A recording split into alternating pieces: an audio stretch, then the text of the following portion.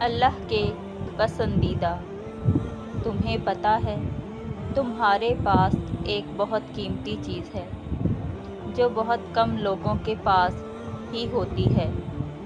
اللہ وہ چیز بس انہیں دیتا ہے جنہیں پسند کرتا ہے اور اپنے قریب کرنا چاہتا ہے۔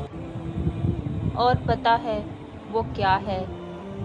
دوسروں کی تکلیف کا احساس، دعا کی توفیق، دعاؤں کا جواب نہ ملنے کے بعد یقین اور صبر۔